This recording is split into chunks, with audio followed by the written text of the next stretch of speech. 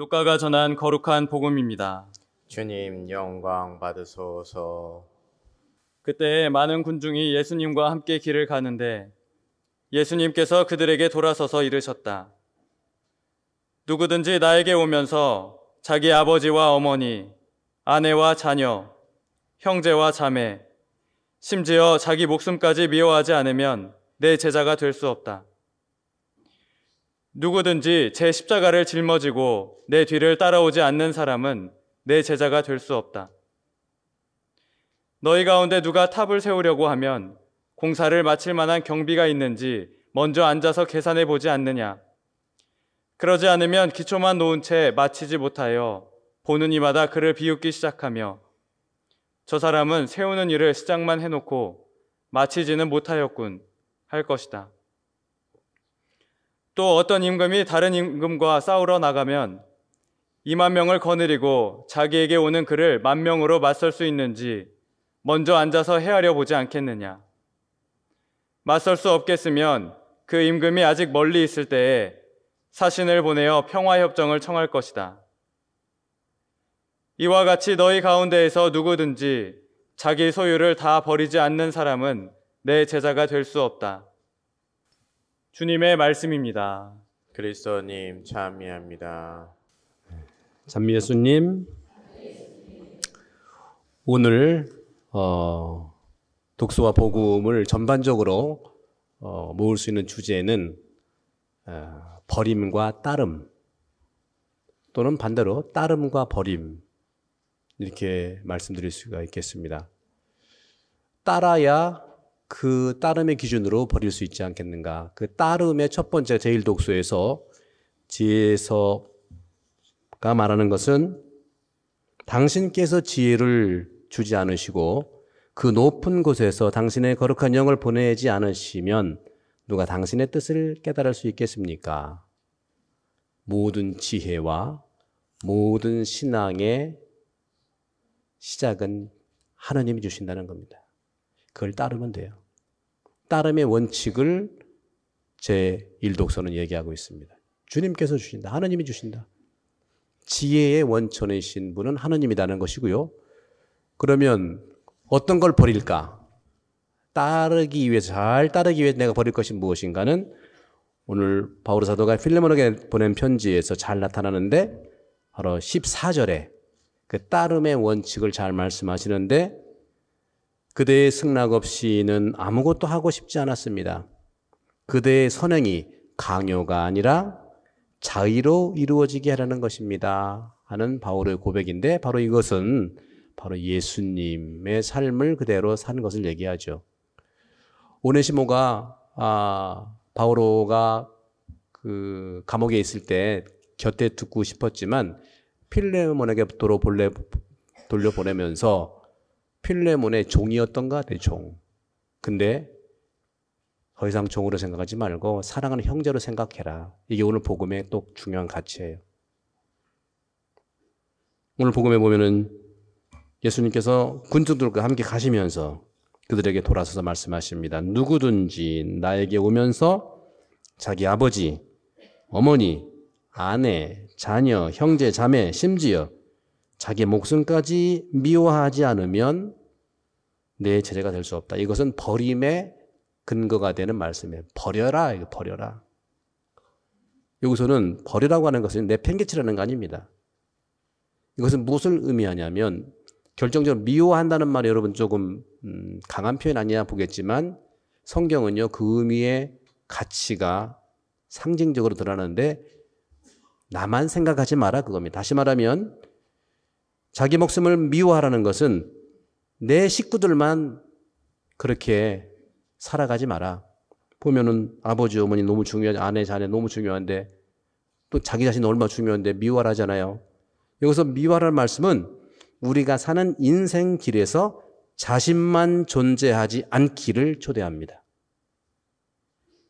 그럼 어떤 것인가? 타인도 초대해라. 바오로 사도는 종이었던 오네시모를 종으로 부르는 것이 아니라 형제로 부르지 않았습니까? 이걸 얘기하는 거죠. 다시 말하면 주님은 자신을 내팽개치는 것이 아니라 타자, 즉 가난한 이웃을 초대하기를 바란다는 겁니다. 교회 공동체는 특별히 그것이 주님의 생각이고 뜻입니다. 우리가 어떤 행사를 하든 어떤 모임을 하든 이것이 전제가 될 때 우리는 주님의 자녀 그리고 제자가 될 수 있다는 말씀이죠. 본당 친교회 날도 그렇고 우리는 본당에 보면 여러 가지 행사가 많아요. 레지오도 1500차, 본당에 한글학교 30년, 또 얼마 전에는 또 몇 년 전에는 40주년 했죠. 이런 행사를 할 때에 우리 안에서의 축복도 대단히 중요하지만 타자를 초대해라. 특히 어떤 타자? 가난한 자. 브래드 주교님께서 사목방문에 누차에 말씀하신 것도 그런 점들이죠. 제 십자가를 짊어지고 주님을 따른다는 건 또 무엇일까요? 이것은 바로 따름의 주제겠죠. 따름. 따름이라고 하는 것은 십자가를 짊어지고, 여러분 십자가 너무 생각하지만 십자가 중요한 부분은 아니에요. 십자가는 자기 몫인데 따른다는 게 중요해요. 따른다는 거. 십자가 지금 못 따르면 어떡해, 그죠?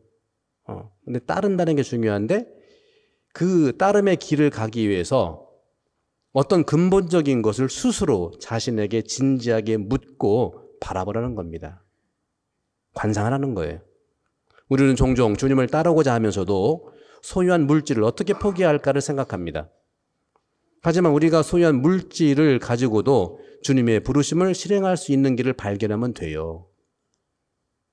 곧 내가 소유한 물질을 가지고도 어떻게 모든 것을 버리고 주님을 따를까를 스스로 계속 질문할 때 주님은 우리를 부르심과 깊은 관련을 가지도록 안내하십니다. 우리는 어떤 경우에 한국 분들은 좀 극단적으로 따르려고 해요. 성당에 확 빠지든지 성당에 확 안 빠지든지. 그렇죠? 그것을 좀 우리가 좀 조절을 해라 그겁니다. 성당에 확 빠지면 어떻게 돼요? 가정도 확 빠지잖아. 그죠? 근데 또 내 취미에 확 빠지면 가정도 또 성당도 소홀하잖아. 그죠? 따라서 우리가 더욱 집착하는 것은 혹시 물질보다는 소유하고자 하는 욕망이 아닐까. 우리는 더 큰 성공, 더 많은 돈, 그리고 큰 힘과 많은 명성을 가져다주는 이 시대의 가치문 안에 살고 있습니다. 우리가 이것을 추구하기 때문에 과연 하느님을 포기해야 할까를 스스로 물어봐야 돼요. 우리가 지속적으로 이런 이미지들과 가치관 그리고 사고방식을 가지고 있는 것은 우리 눈에 성공한 사람들, 예를 들어 정치인들, 유명인들, 영화배, 운동선수들을 바라보기 때문은 아닌지 영향을 많이 받거든요. 내 일을 하는데 어떤 운동선수는 수억 연봉을 받고 자괴감이 있는 거예요.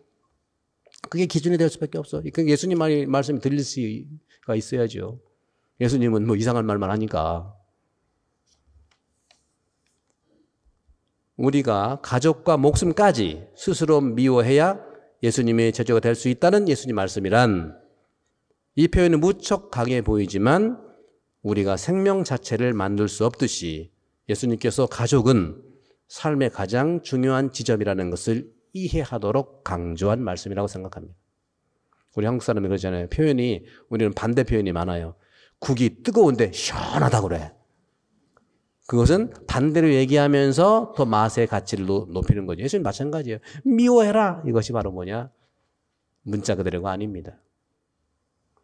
주님은 섬김을 받으러 오시지 않고 섬기러 왔다는 말씀처럼 우리도 봉사하도록 부르심을 받았습니다. 하지만 우리가 주님을 첫째로 섬기지 않고 우리 가정, 교회, 부모 모든 좋은 곳을 섬길 수가 없습니다. 그분 앞에서 우리의 삶을 조절하는 것을 포기하는 것, 그분의 손에 모든 것을 드리고 제사에서 그분에게 맛배를 드린 이스라엘 사람처럼 우리도 첫째 재산들을 주님께 드리는 것입니다. 다시 말해서 우리는 모든 것 안에서 하느님이 중심이라는 믿음을 드러낸다는 것이죠. 곧 주님이 모든 것을 내려놓으신 그 가치를 우리가 받아들이겠다는 결심이죠.